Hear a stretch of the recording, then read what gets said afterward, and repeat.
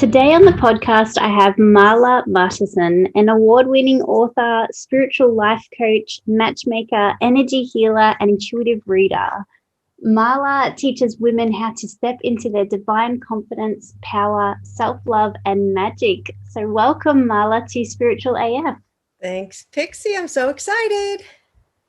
So first, I love to kick off. So first of all, I actually met you and discovered your work through my intuitive courses. So I'm so excited to see the work that you're doing. You also do your own course as well, intuitive courses. And of course, I will link all of your links in the show notes. Oops. But I'd love to hear first a bit about your spiritual journey, how you started doing the work that you're doing today. Yeah. So, gosh.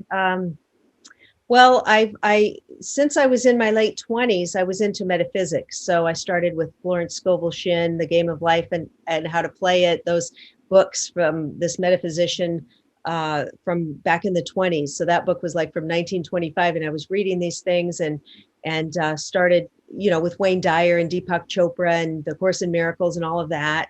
And so that was like in the late 80s and then the 90s and the early 2000s and everything. It was more metaphysical stuff. And when I was a kid, I loved the magical things and always had those aspirations to be psychic or, things like that. So then in 2013, my friend Julie and I started on this quest.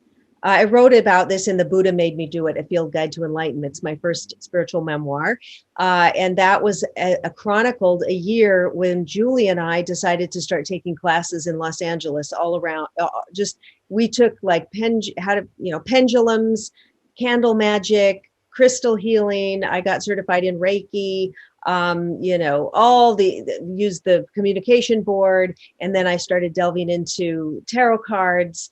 And so it's been really since 2013, I got attuned to Reiki. I got like all these energetic attunements for different healing modalities, which really, I would say those energetic attunements opened me up to be able to channel, to hear my angels, to start giving angel readings.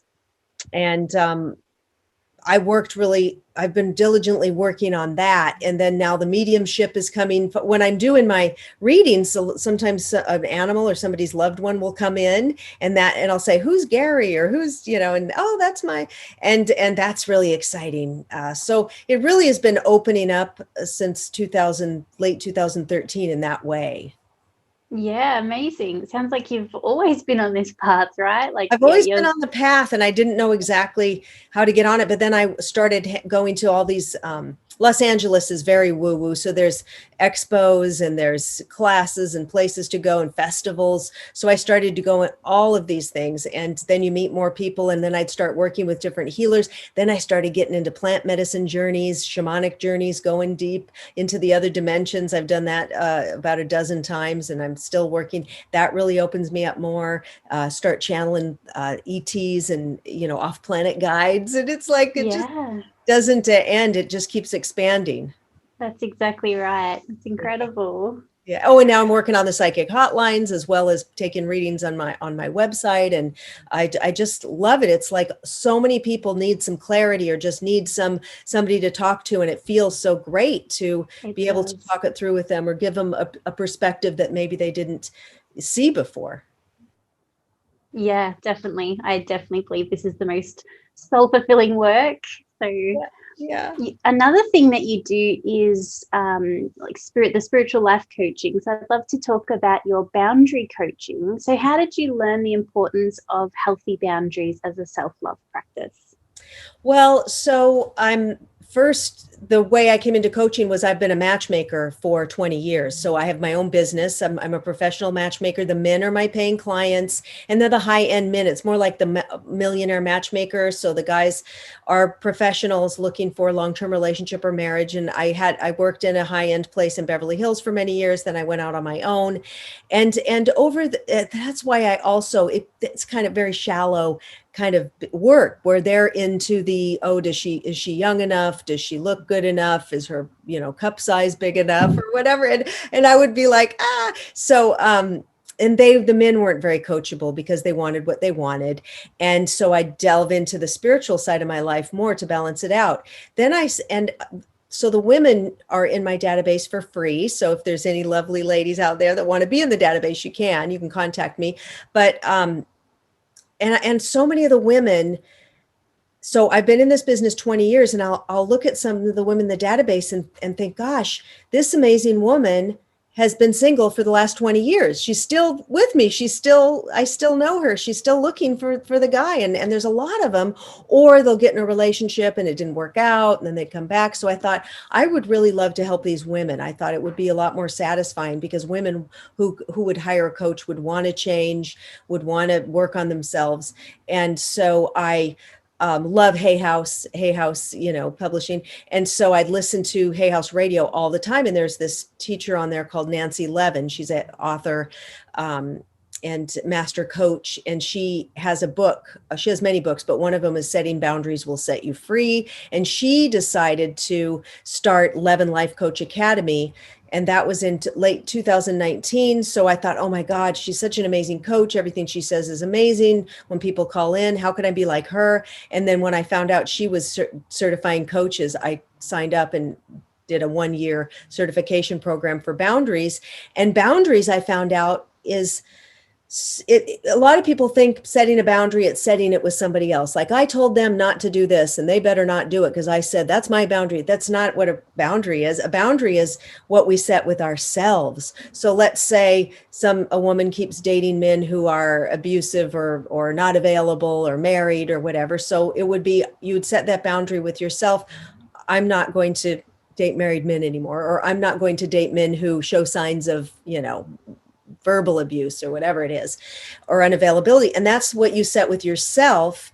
Or if it's somebody, let's say it's a roommate who doesn't wash their dishes, it's still setting a boundary with yourself. What are you going to do? So you'll express it to them. I'm tired of you. I feel disrespected when you leave your dishes in the sink.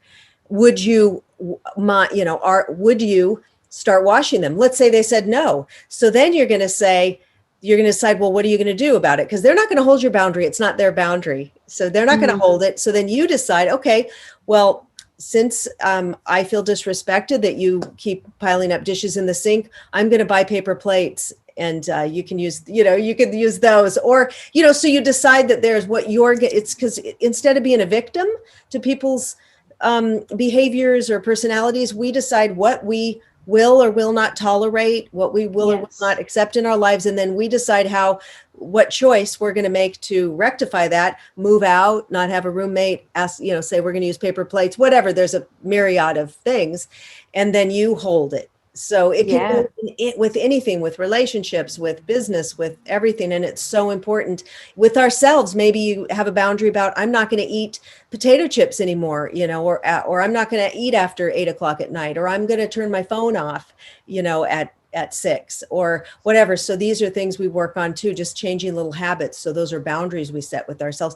And it really changes your whole life. It gives you more self-respect. It makes you feel like you have control. And we're not just a victim of circumstance, of other people's behaviors. Yes, definitely. So I have an 8-week program, and I take them through, and we work on shadow work, codependency. A lot of these things contribute to why we don't set boundaries or feel we can't set boundaries, or those feelings, and really change our whole life. Yeah, it sounds amazing. Yeah. So you've just mentioned that obviously boundaries is really helpful when we do step into that victim archetype. Is there anything else that we can do in that victim mentality? Yeah, I always played the victim. I mean, in relationships, I'd live with guys, I'd marry them and for years, and I'd be, they're treating me like this. They're yelling at me. They're doing this. They're doing that. And all the time now I realize I have a choice. Maybe it's painful, but I have the choice to either leave, get counseling, accept it as it is, or, we do have choices. And I always thought, well, they're doing this to me, or I can't. And so I was totally playing the victim. And now, after at this age I am, it's like, I feel like I'm a late bloomer or a late learner, but it's, never too late to switch that dynamic. And so realizing and just saying, well, I'm not a victim. I have choices. And if I can't, Yeah. kick my own butt to make a choice, then there's some work to do. There's some looking. Most of us have some blocks or issues that happened from the age, maybe we were from 10 years old or younger, is where we get these underlying commitments to ourselves. Maybe our parents divorced, maybe we had alcoholic parents, maybe we were abused by somebody, maybe bullied in school, whatever it was. There's something that happened to most of us. If you'd ask anybody, somebody's had something where we've set up a dynamic, an idea. So let's say the father left your mother when you were 12 or 10, and then you subconsciously say, well, men are not, they don't stick around. Men are not, reliable or whatever. And so that will be your energy, then will attract men who don't stick around. So it's all connected like that. So we got to go and clean that up and change our beliefs around that. Yeah, definitely. And even I feel like this is almost a collective thing that a lot of our collective consciousness has been experiencing over 2020 and 2021, subconsciously even, because when you go into that victim, we're really giving our power away, aren't we? So to get out of it, we got to take back our power, and that's reminding ourselves that we do have choice. Yeah. Oh, we've allowed, right? Oh, you have to wear a mask here. You have to do this. Now you have to stay in your house. Now you can come out. Now you can do this. Go get this vaccine. Go do that. Oh, it's just like, oh yeah. What did they say on the news to do? What did the mayor say or the governor say? Just know, like go inside. What does your guidance say as a sovereign being? Instead of, just rule. Oh, okay. I need to pump myself with these chemicals to be safe, or I need to go do this. You've got to, we have this guidance system, but people were very quick to fall right into place on all of that. Yeah, definitely. And even that reminding us all we have choice. Even if you go into a shop that says you have to do this, the choice is you don't have to go into that shop. You can take your business elsewhere, Same as if we do get sick, we could be a victim and be like, oh, my government didn't protect me. Or we could take our power back and say, oh, I could look after my health, actually. I have choices. There's things that I can do to look after myself here. Right. Yeah. A lot of people did. They're like, what supplements do I need to take? I need to lose a few pounds. I need to get my diabetes under control, or I need to save more money. Or it made people look at too, how they're going to take care of themselves financially, because some places say, well, you lost the job. Maybe the place closed, or maybe you can't work here if you don't get the jab, or you've got to do this to work, to even work, to live. So people are like, okay, well, how can I be more self-sufficient, as a sovereign being? Exactly. Yeah, definitely. We always have a choice. Yeah. So you've mentioned a little bit about the Matchmaker Offering, but could you tell us a little bit more about this? So is this on your website? This is something that women or anyone can sign up to? It's on the website. I have a very small list of men right now. They do tend to be on the older side. So I don't have a woman could contact me and I'll put her in the database for free. I don't know that. And it's really pretty much United States, not any other countries that I have, male clients. And so I'm moving more into the coaching and all my magical work, and the matchmaking is just I have done it for 20 years. I still do it, but I don't have a ton of people. So, but yeah, sure. It's on my website and you can reach out. And if I feel that you'd be a good fit for it, I'll, ask, well, if you want to reach out to me, send me some photos, recent photos, your age, location, all of that. So yeah, my guys when they join, they tend to be 50s, 60s, and 70s age group pretty much. Yeah. The older guys. So are these are more spiritually inclined people? No, no, just anyone. Not necessarily. The guys, we do get a lot of Christian guys with a Christian background, or no, they're not. They're the businessmen. They're not. I get a few spiritually inclined guys. The women tend to be. So that's not. See, that's why I delve. It tends to be a little more shallow. So I go the other way with my spiritual stuff. So that's just like a regular business, where it's okay, gotcha. The spirituality in that too much, Yeah, no, fair enough. And you've got your podcast as well, right? Do you want to tell us a bit about your podcast and the things that you explore over there? Yeah, so I've got the Mystical Matchmaker podcast, which is blogged on Blog Talk Radio, and then it's sent out to iTunes, Stitcher, iHeartRadio, and you can subscribe to that. And it's not all about matchmaking. It's about, there are some things about relationships and stuff, but I have people on there about energy healing and about coaching and about and amazing authors. All sorts of uplifting things. And I do readings sometimes on there. People can call in and get a reading. So it's a lot of fun. And then I have a YouTube channel. It's under Marla Martenson, but I call it Cosmic Conversations. So that's fun. I've been doing that for quite a few years. And I interview a lot of cool psychics and, mediums and different things, different kinds of esoteric topics on there. Mediumship, and then channeling, stuff like that. Channelers. I'm really into channeling. I love channelers. So I've interviewed quite a few channelers that are on there. Yeah, definitely. That's something that I've only really been exposed to for maybe 2 or 3 years now. So it's still kind of quite new, and it's really interesting. So do you channel yourself? I channel some. I do channel my guides will come through. I'm not a trance channel where I leave my body and then somebody else takes over, but I will channel the information. So Saturdays, not every Saturday, but most Saturdays I do a magical message circle. And I keep it to about 8 people, and we come on Zoom, and I start off with some energy work for everybody. And then I go around and give everybody a message. And a lot of times I'll be channeling the guides, a message for them, each person, or I'll pull some cards. And so I'll use my abilities there. I started the channeling. It really was hearing my guardian angel after I got attuned, all the energy energetic attunements.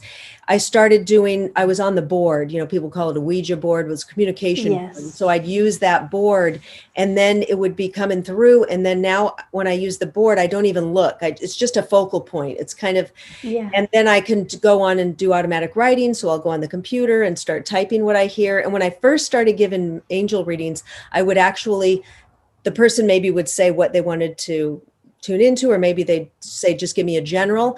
And I would tune into their energy and just start writing what I heard and type up a message and then email it to them.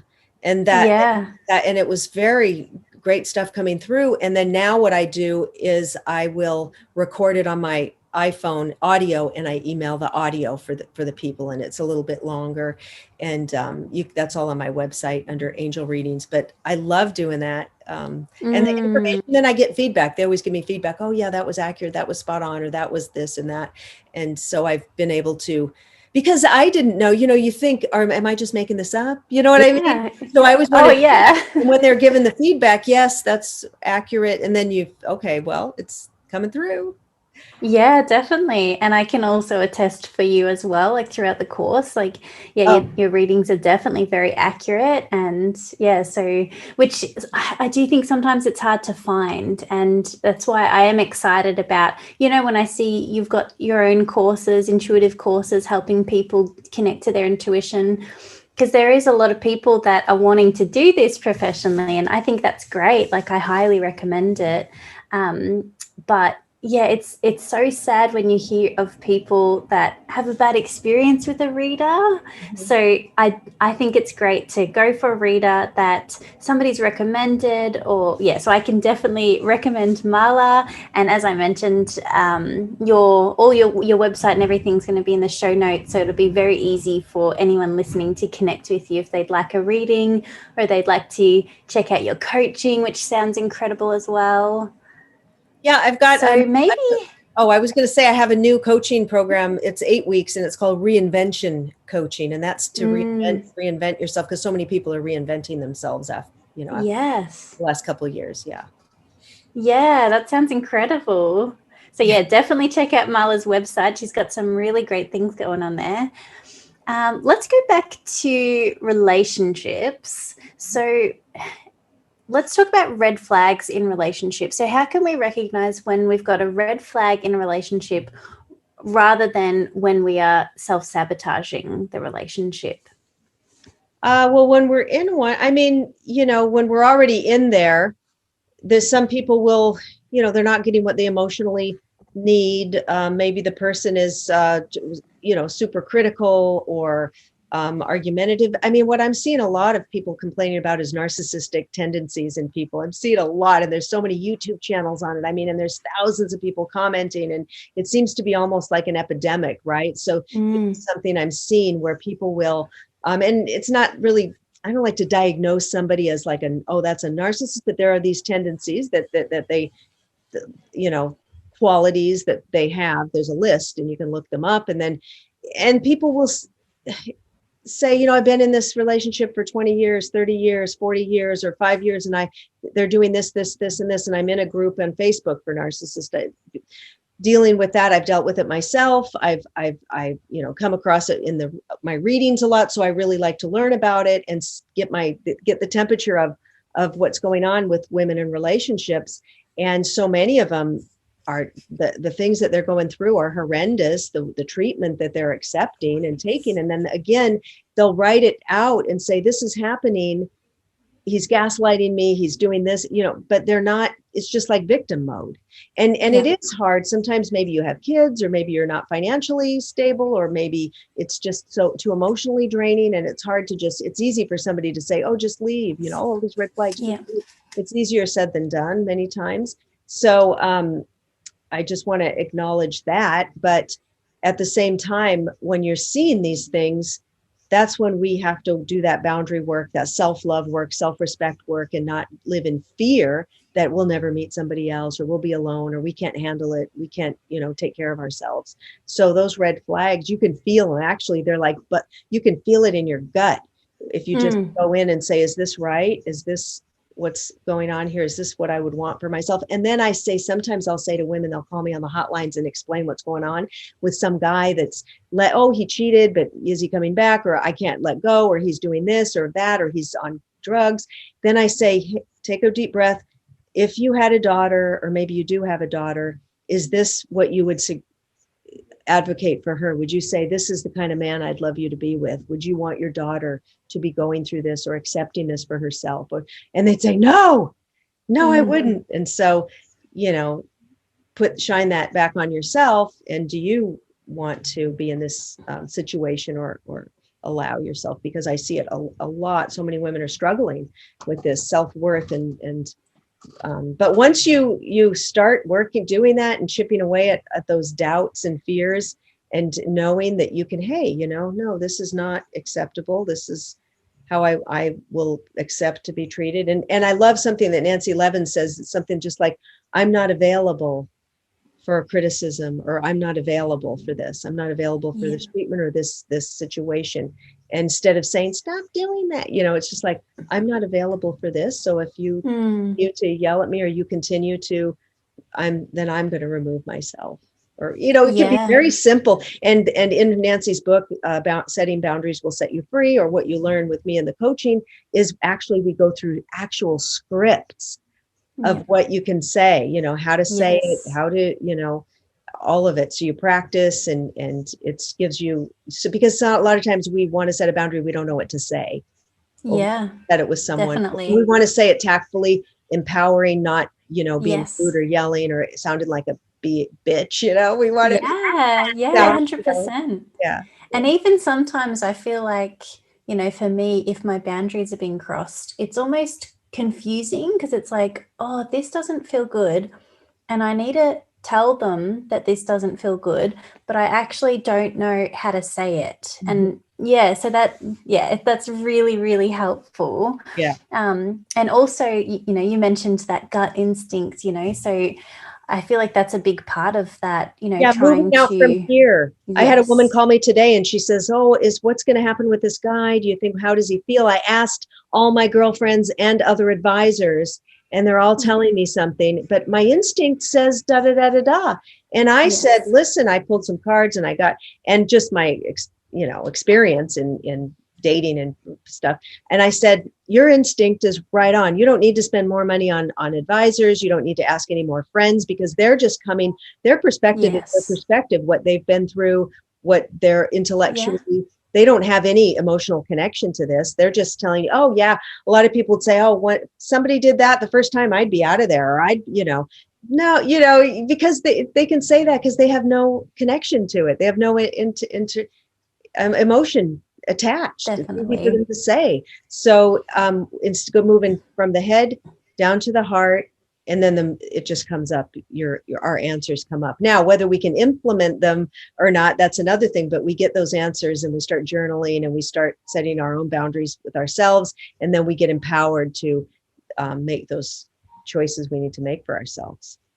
Definitely. Our intuition always knows. And I think this is why I think it's so important for everyone to spend time on their own, because often it's really clear and your intuition is really, really clear when you're on your own. And then when you're with that person, it might get really cloudy again. But yeah, your intuition always knows. And sometimes it's just maybe a bit of validation. Yeah, but Yeah, that's, yeah, yeah, you can call definitely. an advisor, and a lot of times they'll call me, and then they're just like, oh, thank you for confirming what I thought, or they just, Yeah. my confirmation, and that's fine, that's great. But when we ask too many people, it's Yes. not going to help you really. It'll just confuse you, because ultimately we're the only ones that can make the decision for ourselves. Exactly. Yeah. So I'd love to hear now, what is your ultimate self-love practice? Oh, well, I love going into the forest. So I've been spending a lot of time in Seattle, my hometown. I live in Los Angeles, but I've been since my mother's a little older now, I've been spending a lot of time here. And so I split my time, and I was like yesterday in the forest most of the day. And up here, they've got the beautiful trees with the moss hanging off it. Mm, Just that when it's sunny, it smells like warm blackberries. It's just amazing. I'll go sit on the ground, and I'll do some energy work, maybe with a friend, or take my dog and just listen to the birds and connect with myself and with nature. And that's, to me, is so healing and so great. I just feel like I'm with the fairies and just connecting with them. yes. Yeah. Definitely sounds like fairyland. That's my Yeah, first thing exactly. that I do as well. So, how can we recognize our needs? And then how can we fulfill these needs ourselves? Do you have a formula within your coaching around needs? Yes. Well, one of the things is we develop. So I have my clients decide on a morning practice and an evening practice. So the morning practice could be doing a few yoga moves and meditating, before you get going on your day. It could be taking a hot bath. It could, whatever. You have your morning routine. They're called a morning routine and evening routine. The evening routine is to connect back to yourself. So before you just, shut your computer and go to bed or watch Netflix, what are you going to do? Is it going to be 10 minutes of meditation? Is it going to be like a hot bath or whatever that is, whatever you want to do? Maybe you want to dance to some 70s music before you, go to bed or whatever, or sit with your dog or whatever, give yourself some energy work, pull a card for yourself. But it's those, that's how you set up. What was the original? Wait, the question is, what is it? How can we recognize our needs? Oh, our Like needs. sometimes, Okay. Yeah. yeah, So I those think needs. sometimes women especially are so like they have never practiced self-love. They're in these unhealthy relationships. Right. And, the first question is like, what do you need? And like, I feel like that's a hard question sometimes. Yeah, so that's going to help us because it's reconnecting to ourselves and focusing on ourselves. And also we talk about how selfish is not selfless. Selfish is a Mm, good thing because we need to fill our cup. Somebody was talking to me today about didn't feel worthy all the time, deserving of a lot of money or deserving of things. And if you look at deserving, she was like, well, I don't know if I deserve that because I did this, this, and this. I've done that. I was promiscuous in earlier years. But it is, we come into this body, into this 3D reality to experience all of those things. We've mapped out our theme, what we're going to be, some experiences we're going to have. And maybe you had to, get arrested for shoplifting when you're 15, or you had to, get in crash your car or drink a little too much, whatever.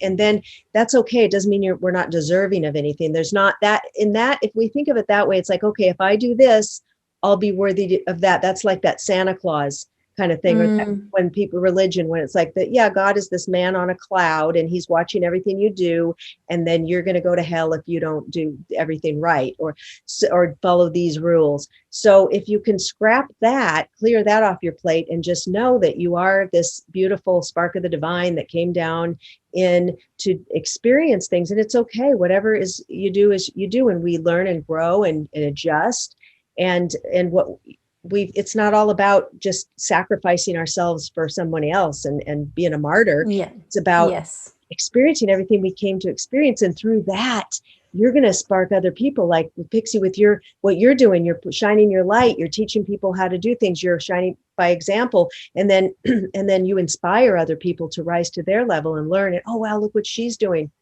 So you can't be poor enough to help somebody else not be poor. You can't be sick enough to get someone well. You've got to be have money or success or whatever it is that you feel that you're going to shine, health and radiance and excitement and charisma, and then you can help others.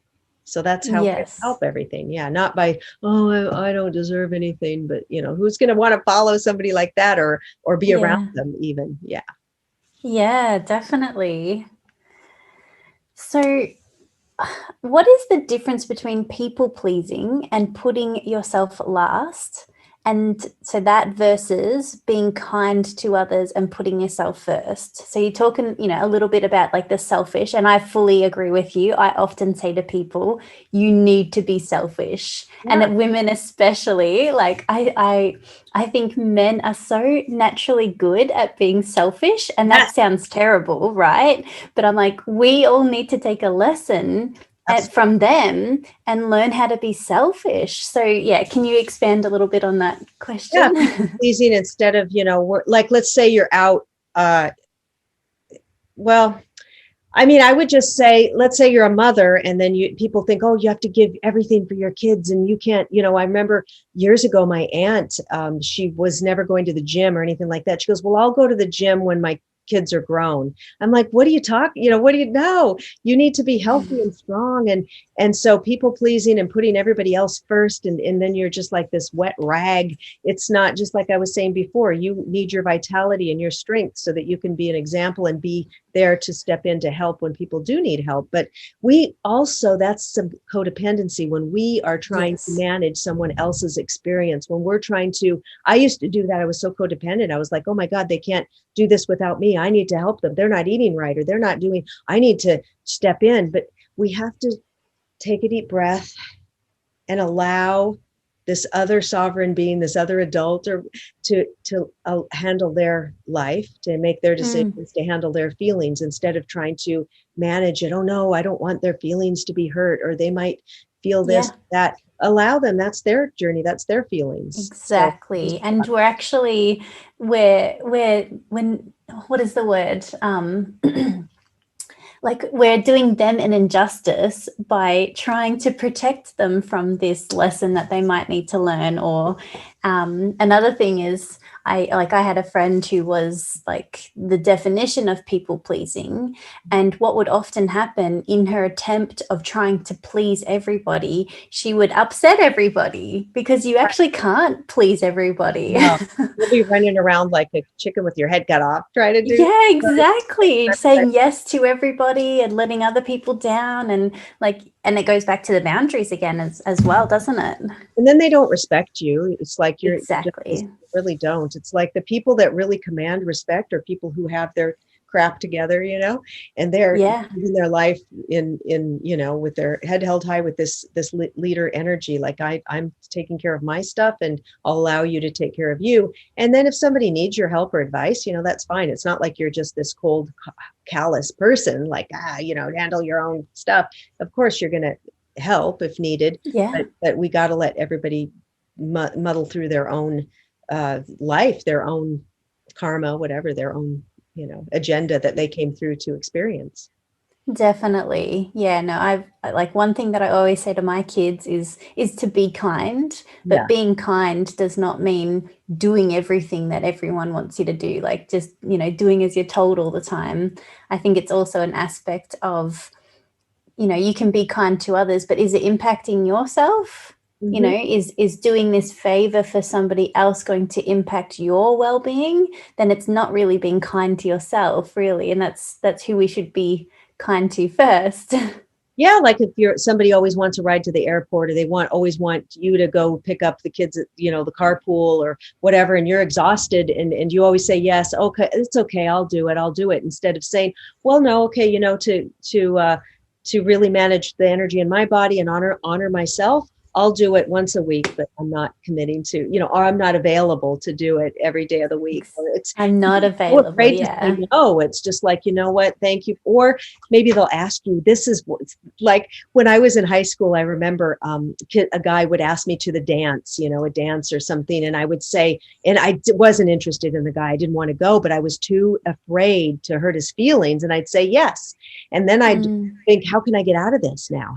Now I got to get out of it. I said yes. Instead of just honoring yourself and that other person, you're so kind to ask me, I'm going to pass, I don't feel it, or, you know, I'm going to honor myself, and you could, and allow you to ask somebody else. Or we're so afraid to just speak our truth because the other person might be offended or upset. So that's, again, allowing them to, if they're upset by your truth, you don't want to do something, that's their problem. You know, that's their issue to work through. Then they've got a trigger that they should work through, but don't take it on. We don't need to take it on for ourselves. Yes, 100%. Another sort of, another thing that I've learnt recently is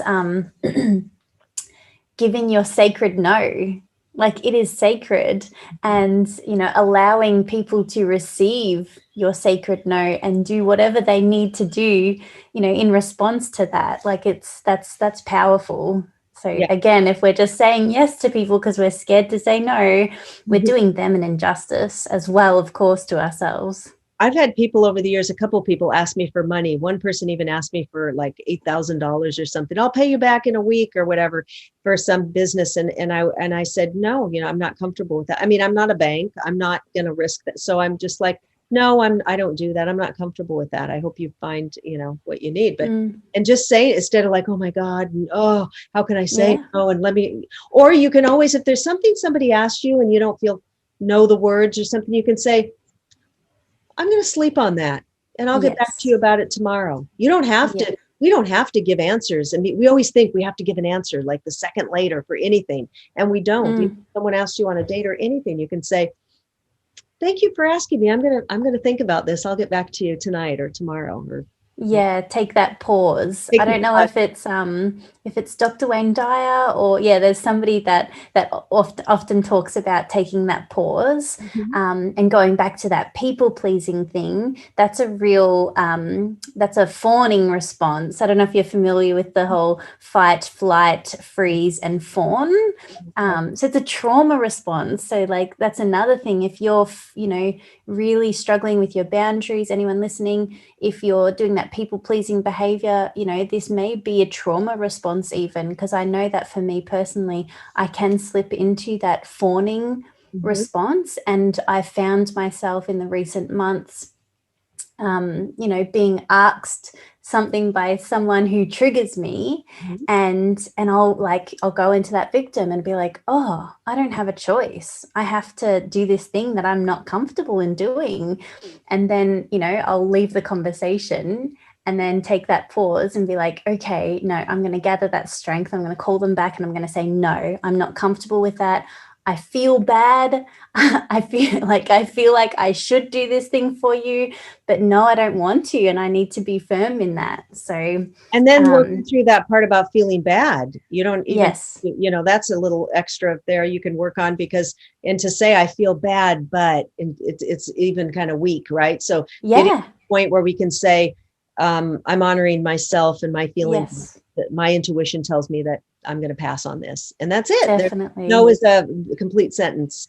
No is a complete sentence. You've got so many. And then they're like, maybe they can even try to talk you into it. Don't feel bad. Do it. Well, that's the thing too. Codependent. Let's say somebody says, "Oh, I feel terrible about something." Maybe something happened, and they're going to, "Oh, don't feel bad. Don't." They're telling you, sometimes we need to feel whatever we're feeling, and people don't cry. Don't. Oh no, don't.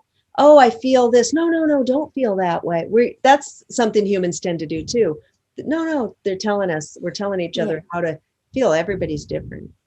Yeah, yeah, definitely. And I think ultimately, especially like I said, because this is not just a individual issue with boundaries, I do think collectively we have a major problem with boundaries. We have a major problem with this power play, and this is part of why I want to do this work and why I am doing this work and why I love seeing people like you doing this work, especially this boundary coaching. It's so important and so powerful because we do need to regain our power, our autonomy and our sovereignty. That's so important, and it's been completely disregarded at the Well, moment. absolutely. Yeah. Yeah. Yeah, and it's not easy either. Like that's the other thing. Like it sounds easy, which is why, again, like, for anyone who's really resonating to what we're talking about, go and book in with Marla, do this boundary coaching, because it's not easy. It's not an easy practice to start enforcing boundaries if you've never done it before. Yeah. And I mean, the people that I've worked with so far, the women, they've been contacting me saying, oh my God, my life is so different. I've been able to say no. I've been able to, some of them are in dating and trying to find the right person. And it's been so freeing and empowering for them to see, no, that's actually not, like even on a first date, those red flags you'd say, like somebody said, well, I'll give him another chance, or the guy was making racist comments and stuff, but well, I'll give him another chance, or he's doing this, or making, it's inappropriate, this or that. Well, sometimes we'll disregard and go on a second, third, fourth. And we might say, hey, doesn't align with me. I don't want this. So, we're not a good fit, but I wish you the best.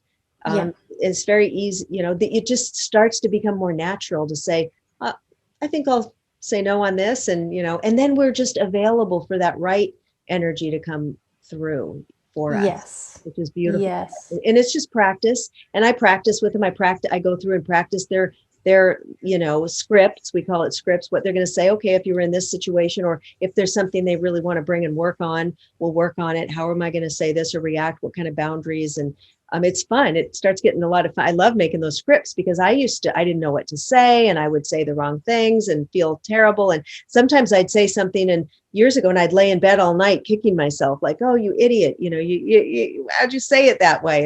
And so this just gives us some ease and grace and confidence. Yeah, definitely. Another thing that I've been discussing with my sister recently, she's going through a breakup because she's finally putting up some boundaries. She's been in a codependent relationship for a long, long time. And I said to her, and I'd love to hear what you think about this as well. Another thing that's difficult about putting in those boundaries and stopping the people pleasing is being made out to be the bad guy. So when you put up that boundary and you say, no, you need to move out, no, you need to, take your stuff, or you need to do this, and then the other person reacts, and there's that guilt that comes up, and then, there's that worry like, oh, they're telling other people that I've done this to them, and there's this feeling of I'm the bad guy now. So what can you say on that? Yeah, I mean, people will, if they say something to somebody else, it's not that, so let them, it's okay. They're not going to remember that or cut you off or anything. They see that this person's hurt and they're coming from a hurt place, and so he feels like a victim. And, it could even be like a conscious uncoupling where you say, look, I'm not going to stay in this situation anymore. So one of us has got to get out. This is my place that I rented. So I guess it's going to have to be you. If there's some assistance that you need for me to help you look for a place, or, brainstorm to make it easier, I'll help you with that, but you're an adult. So, instead I'm going to do a whole episode on conscious uncoupling, actually. Yeah, and having that, maybe they were a real jerk, or maybe they cheated on you or abused you, but you can still exit with grace and give that some dignity too. And unless you're in a dangerous situation that you got to get them right out. If you can say, okay, well, let's make a timeline here, and what do you need to get out? But I am making that choice that I am staying here, and you are going to be, having to move. You just make that choice and you say it. It's not being good guy, bad guy. It's what do I need for my life women get breast cancer, they get have nervous breakdowns, anxiety when relationships are constantly not in alignment and not good, and just grinding at it, instead of just saying, breathing through it and say, okay, this is for me to be okay, for me to really be healthy and happy. This is what I need. And yeah, it hurts. It's hard. It's not easy stuff, but we can do it. We can breathe through it, and we can step up and say, hey, I'm a conscious adult here, and I'm going to do what I've got to do. And afterwards, oh my God, she'll be saying, man, I handled that like a badass, and I feel so good. And he didn't implode. He didn't end up on the street in a gutter. He's okay. He managed, got an apartment, or is with family or friends or whatever. And it'll be okay. But yeah, definitely feel like, okay, if I can do this here, I can do this with a rude boss or whatever the situation. You start feeling like you're handling it. Yeah. Another thing that I learned in my recent experience with some boundary work was, I don't know if this is my fairy my fairy blood that's made it more difficult, but I realized that it's okay to set a date. So when you want someone out, or you're setting a boundary, like I was like, okay, you need to move out or whatever, and I just thought that they would be conscious enough to make it happen. But 2 months later, didn't happen. And so recently I'm like, oh, it's not mean if I say you need to be out by this date, or this needs to happen by this date. That's not. That's another example of it's not their boundary, so they're not going to. Yeah. We have to hold our boundary. It's not theirs. They're like, well, she said I got to get out, but I really don't want to, and I'll do it. Yeah. You can say, and I love, this is a great something that women can use. I love this phrase, is in order to honor myself. I'm requesting that I've decided, or in order to honor myself, and it really makes you feel like you're not being rude, you're not being a bitch. Yes. You're honoring yourself, what you need to thrive and to be okay. And if someone has to move out, you can't live with them, well, that's what's going to have to happen. In order to honor myself. I love that so much, Marla. Yeah, that's one of my favorites.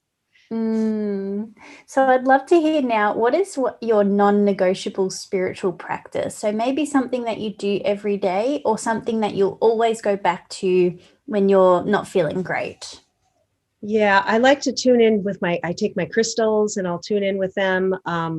Channeling my guides, love that. The pendulum I love to use a lot. I'll use the pendulum to ask questions even about my health, or is this good for me? And I like doing pendulum work. I love my singing bowl here. It just, the sound, the sound, and I say it every day. Meditation I'll do sometimes, and sometimes I'll go for days and I don't do it, but but once something is interesting, and maybe people can tune in and see if they can feel it too. But when I say, okay, I'm going to be tuning in right now, or doing some spiritual work, energy work, I start feeling some energy right here at the head, like somebody's, the guides are there. You can feel them at your crown touching, or there, you can kind of feel it. Energy work is something I do. Like tonight, I'm doing a distance energy healing for somebody. You can get that on my website. So distance doesn't matter. They're there laying down, and I send them some music from YouTube that I'm listening to. It's beautiful. And then they're just receiving. And sometimes they'll feel like a touch, or like a feather, or some heat, or, and then they'll share after. So really my favorite practices that I do most of the time are the energy healing, the tuning in with the guides, pendulums, sound, some sound healing. Yeah, great. And then of course my cards, my tarot cards, they're always here, so I'm always pulling cards. I mean, I just love my cards. Yes, me too. So what is something that has helped you? I know that you've mentioned a few things, but is there anything else that has helped you on your journey? So this could be a specific healing, a book, a quote, just anything else that you'd like to share. And again, I'll link that book that you mentioned, that boundary work book that you mentioned. Yeah. And anything else that you mentioned, I'll link all of this in the show notes too. Wonderful. So the book by Nancy Levin and that's the book that if you work with me in the coaching, you'll be getting, you order that book, and then we go through the book as well. It's called Setting Boundaries Will Set You Free. And then my book, my 2 spiritual memoirs are The Buddha Made Me Do It, A Field Guide to Enlightenment, and The Magic Seeker is my latest one. And in The Magic Seeker, I take such a deep dive, even deeper into everything. And now I would say what I write about in there is the thing that's helped me the most is the plant medicine journeys, working with plant medicine, sacred shamanic journeying, where you're really working with that plant. It could be people use ayahuasca or psilocybin mushrooms or different things, right?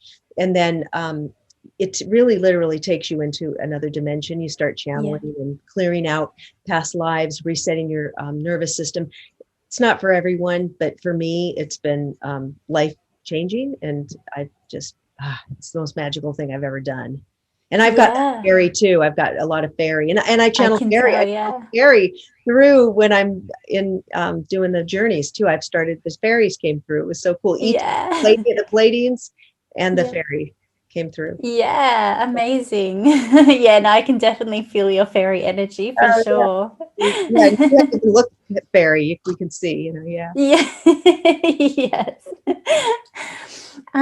So I'll link in your website, your podcast, and your YouTube channel. Is there any other way that's best for listeners to get in contact with you if they'd like to continue on with this work that you're doing? Yeah, the best thing is just go to my website, marlamartenson.com, get on my newsletter. You can put your email in, and then you get a free I think it's the high frequency meditation. Also on the boundary coaching page, there's a free boundary guided meditation to help you set boundaries. You can grab that too. And then that way I send out a newsletter every week, and you know what's the offerings, what's going on.